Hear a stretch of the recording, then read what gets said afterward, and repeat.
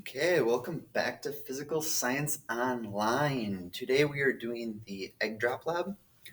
This video is really intended for real-time learners and virtual learning academy who are not able to do this in class. We really encourage you to do this in class.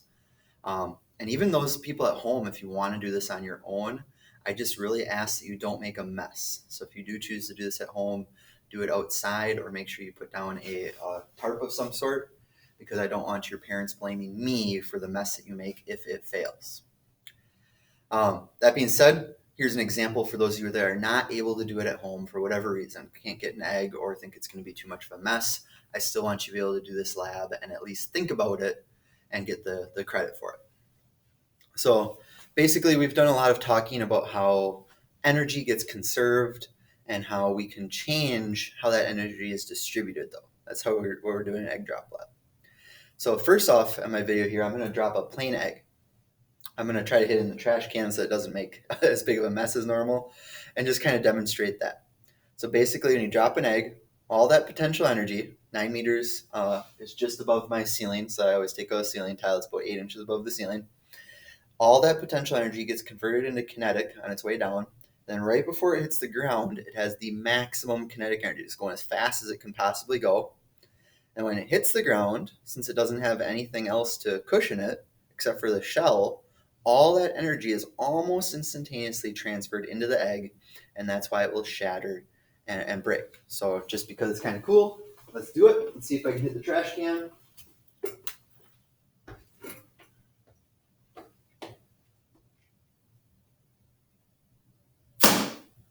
Boom. You could kind of probably even hear that. Some of the energy gets transferred into noise. Some of it gets transferred into the ground. But you definitely have, it's not showing up very well. The lighting's bad. Let's take it out even. You have a pretty broken egg. That is something else. It's done. However, when you're making a contraption, whatever contraption you make, you're trying to, in your contraption, using the work equation, you're trying to increase the distance that force acts over, kind of like the crumple zone of a car. Just checking my time there. You're just trying to increase the distance. There's tons of different ways to do that. I've seen a lot of them be very successful. The one I'm going to try here in class, that is the one I've seen be most successful. After I do my drop, we'll see if it's successful or not. And then we'll talk about it a little bit after that. Let me try it out. So I've made a contraption using the exact materials that you have at home. Actually, the only thing I didn't use was the paper clips. I didn't really find a place or a use for them. My egg is right here towards the top of my contraption, so I'm going to get my egg at that 8 inches up, and then drop the whole contraption all at the same time so that everything stays together, and hopefully my egg survives. So here we go, 3, 2, 1. Oh, and that is the problem with this contraption. It hit sideways. Yep. So my egg, unfortunately, did not survive, mostly because it hit the wrong way.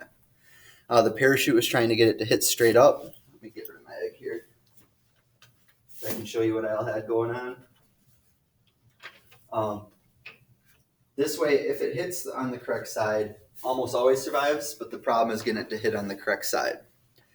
So I have a bunch of stuff at the bottom. I'll try not to get egg everywhere for the custodians.